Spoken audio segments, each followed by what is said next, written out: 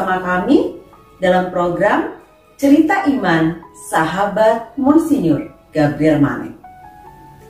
Program Cerita Iman adalah salah satu program yang memberikan kesempatan kepada kita semua untuk berbagi pengalaman iman, mewartakan kebaikan Tuhan yang boleh kita alami dalam kehidupan kita sehari-hari.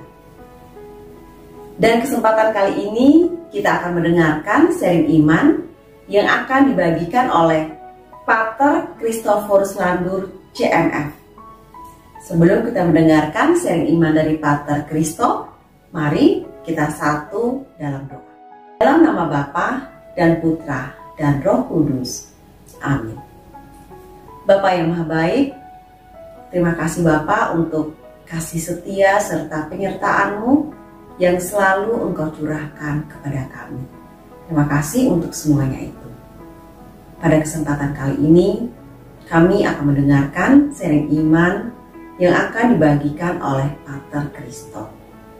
Kami mohon ya Bapa, berkatilah kami semua yang akan mendengarkan sharing iman pada hari ini. Terima kasih Bapa. Terpujilah nama-Mu untuk selama-lamanya. Dalam nama Bapa dan Putra dan Roh Kudus. Amin.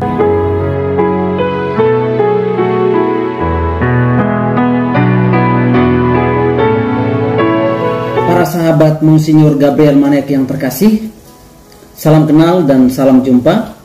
Nama saya Pater Itok Landur CMF.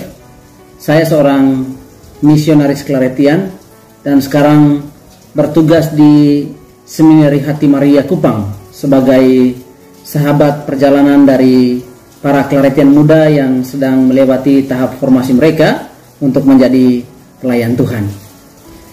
Kalau para sahabat datang ke Kupang, jangan lupa mampir di tempat tugas saya di Seminari Hati Maria. Letaknya tidak terlalu jauh dari Bandara Internasional El Tari Kupang. Para sahabat sekalian, pada kesempatan ini saya ingin membagikan kepada kalian pengalaman siara kemuridan saya sebagai seorang imam. Saya ditabiskan menjadi imam pada tahun 2016 yang lalu. Usia imamat saya masih terlalu muda. Setelah saya ditabiskan pada tahun 2016 yang lalu, saya menerima tugas pertama saya di Taman Syara Yesus Maria Oebelo Kupang. Untuk diketahui, Taman Syara Yesus Maria Oebelo merupakan tempat wisata rohani, tempat siara rohani milik Keuskupan Agung Kupang, tetapi dipercayakan pemeliharaannya kepada para misionaris Claretian. Sejak tahun 2016 saya bertugas di sana hingga tahun 2021. Di kurang lebih 6 tahun saya melewati tahun-tahun imamat saya yang pertama di sana. Pada tahun 2021 yang lalu, ketika pandemi COVID-19 sedang naik daun, saya mendapatkan tugas yang baru, yakni sebagai sahabat perjalanan para misionaris Claretian muda yang sedang dalam tahap formasi. Pada kesempatan saat ini, saya hanya membagikan kepada kalian pengalaman kemuridan saya ketika saya bertugas di Taman Syara Yesus Maria Oebelo. Di Taman Syara, tugas saya yang paling utama adalah sebagai teman bagi para pesiara yang berkunjung ke sana. Setiap saat saya memberikan diri kepada mereka untuk menemani mereka dalam persiarahan mereka di sana. Di tempat ini saya berjumpa dengan begitu banyak orang dari berbagai latar belakang dari seluruh Seantero Indonesia ini. Tujuan mereka ke tempat siara, ya kalau bukan doa, mereka cuman menikmati keindahan taman, foto-foto, dan lain sebagainya. Setelah itu mereka pulang. Dan selama saya bertugas di sana, saya mendapatkan satu pengalaman yang sangat menarik. Dan inilah yang akan saya bagikan kepada para sahabat sekalian. Dari sekian banyak pengunjung yang datang, ada banyak yang memang menyempatkan diri untuk bercerita, ya dalam bahasa anak muda sekarang ini, yang ingin bercurhat dengan saya. Dari sekian banyak cerita yang ada satu yang bagi saya sangat menonjol dan sangat dominan, yakni kebanyakan dari mereka ketika ditanya untuk apa datang ke tempat ini, untuk apa datang bersiarah? Mereka menjawab bahwa mereka datang untuk berdoa karena mereka sedang mengalami persoalan tertentu, dan mereka berharap semoga dengan doa yang mereka lantunkan, mereka dengan mudah atau sesegera mungkin mereka keluar dari persoalan yang ada tersebut. Para sahabat sekalian, saya yakin betul ya, tak sedikit dari kita memiliki pemahaman yang sama, dan sering kali kita memperlakukan doa seperti itu. Saya pun pernah mengalami demikian, bahkan memahami seperti yang dipahami oleh beberapa orang ini. Kita berpikir bahwa semakin kita beriman, persoalan akan menjauh dari kita. Dengan kata lain, semakin kita rajin berdoa, semakin aktif dan semakin terlibat di dalam kegiatan iman, tentu kita akan dijauhkan dari tantangan dan persoalan yang ada. Ya, tidak heran jika ada yang mudah putus asa, mudah kecewa dalam doanya, bahkan yang lebih tragis lagi, memutuskan untuk tidak berdoa atau tidak ke gereja karena tidak ada efeknya atau sia-sia saja. Ada yang pernah berkisah dengan saya begini, Romo, apa kurangnya saya? Hampir separuh hidup saya dedikasikan kepada Tuhan. Senin pergi pelayanan, Selasa pergi pelayanan, Rabu, Kamis, dan seterusnya. Tetapi mengapa kehidupan saya ini semakin terpuruk? Apa salah saya sebenarnya? Para sahabat yang terkasih, hemat saya, kita perlu memahami iman kita dengan baik dan benar. Kalau kita menengok tokoh-tokoh saleh dalam kitab suci, baik dalam perjanjian lama maupun dalam perjanjian baru, hampir semuanya memiliki kisah yang sama, di mana sebagai pribadi yang takut akan Allah, mereka tidak pernah luput dari persoalan. Bukan karena memang mereka doyan melakukan persoalan atau membuat persoalan, tetapi memang itu menjadi sebuah fakta yang tidak bisa terbantahkan. Kedekatan mereka dengan Tuhan tidak menjadi jaminan bahwa hidup mereka aman-aman saja atau tanpa persoalan, tanpa masalah.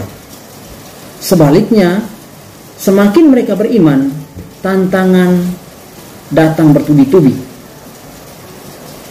Tetapi sekalipun demikian, mereka tetap berdiri tegak dalam iman mereka, sehingga mereka dimasukkan dalam golongan orang-orang yang bahagia di hadapan Allah. Dari pengalaman tokoh-tokoh ini, kita mendapatkan satu ajaran yang sangat penting, dan bagi saya ini bisa menjadi bahan permenungan bagi kita, bahwa beriman teguh kepada Allah bukan terutama supaya kita terhindar dari persoalan. Semakin kita beriman bukan berarti kita akan dijauhkan dari persoalan.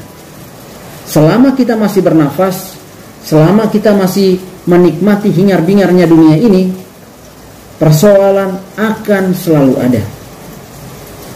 Doa yang kita lantunkan kepada Tuhan atau kegiatan rohani yang sering kita ikuti bukan supaya kita dijauhkan dari persoalan, bukan supaya kita terhindar dari persoalan, tetapi supaya kita bisa mendapatkan kekuatan, bisa mendapatkan pertolongan dari Tuhan. Dengan demikian, dengan kekuatan tersebut kita bisa melewati tantangan, bisa menghadapi persoalan yang ada. Untuk itu, para sahabat, hemat saya, kita perlu memperbaiki cara kita berdoa. Karena kebanyakan dari kita selama ini, kita berdoa dengan bagaimana? Ya, seperti apa? Tuhan, jauhkanlah saya dari persoalan. Itu bagi saya doa yang sangat salah, doa yang keliru. Sekali lagi, doa yang kita lantunkan bukan untuk meniadakan persoalan, bukan untuk menghindar diri dari persoalan. Doa yang kita lantunkan kepada Tuhan dengan tujuan supaya apa? Supaya kita memohon kekuatan dari Tuhan sendiri agar kita bisa menghadapi persoalan yang ada. Para sahabat yang terkasih, demikianlah pengalaman sederhana yang saya bagikan kepada kalian semua. Semoga pengalaman ini sekalipun sederhana, tetapi membantu kita untuk semakin beriman dan mencintai iman kita. Semoga.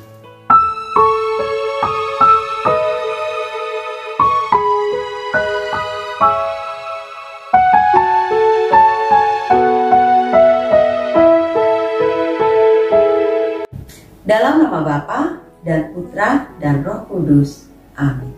Bapa yang Maha Baik, kembali kami mengucap syukur karena kami boleh mendengarkan sharing iman pada hari ini. Semoga sharing iman ini semakin menguatkan iman kami, semakin membuat kami yakin akan daya penyelenggaraanmu dalam setiap pergumulan hidup kami. Yesus Kristus, anak Allah yang hidup, terang dunia, aku sembah sujud kepadamu, untuk engkau aku hidup, untuk engkau aku mati. Yesus Kristus, anak Allah yang hidup, terang dunia, aku sembah sujud kepadamu, untuk engkau aku hidup, untuk engkau aku mati.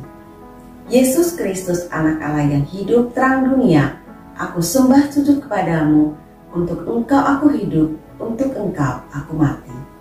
Dalam nama Bapa dan Putra dan Roh Kudus. Sahabat terkasih, demikianlah sharing iman yang barusan kita dengar dari Pater Christo. Dan jangan lupa program Cerita Iman akan kembali hadir minggu depan di hari yang sama, yaitu hari Rabu.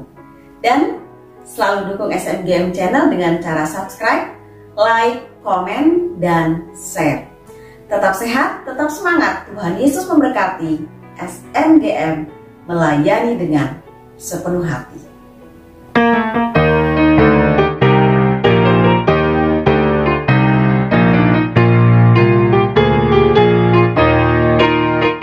Semangat melayani dengan sepenuh